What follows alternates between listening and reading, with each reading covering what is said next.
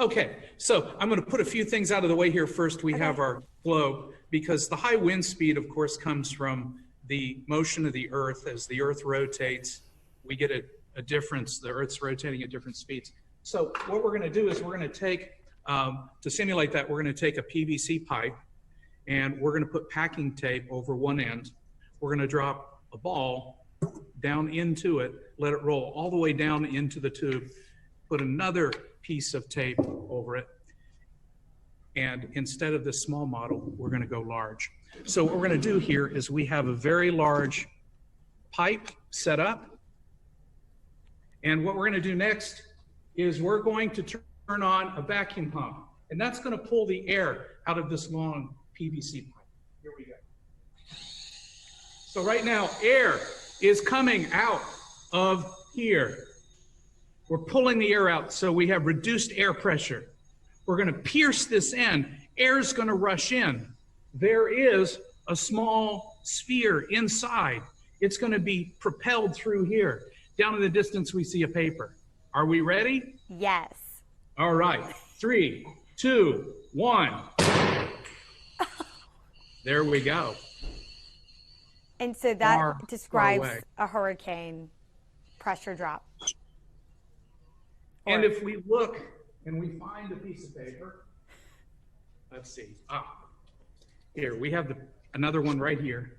We see that the ball pierced right through the piece of cardboard here.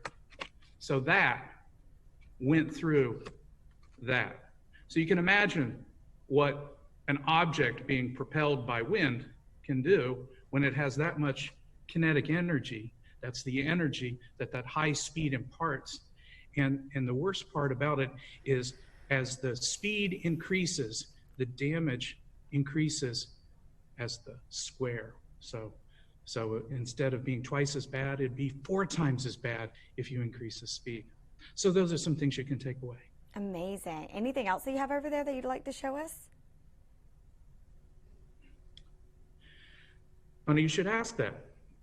So one of the things that I do want to show you is that we can launch ping pong balls into objects. This is a ping pong ball which went through a series of cans. So this is permanently housed now in an aluminum can. So it's a ping pong ball that air pressed right into. But the thing I really like to show is the 2 key things that cause the high winds to occur. The rotation of the Earth is part of it, but the other one is that heat rises and pulls more air in, and the engine of a hurricane works that way. So I have something here. I have some liquid nitrogen, and what I have to demonstrate is I have a balloon here, and this balloon I'm going to get cold. We're going to get a really cold balloon, and as this balloon gets colder and colder and colder, it gets smaller and smaller and smaller, because cold air tends to sink and warm air tends to rise.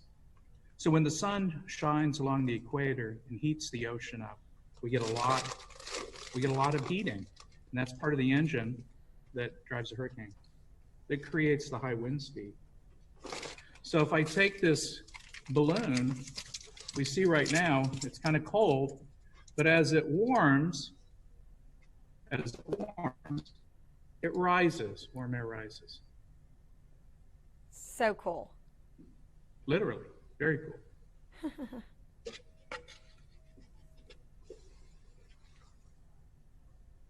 So what is this liquid nitrogen? Of course, it's a nice way to simulate temperature effects. Wow.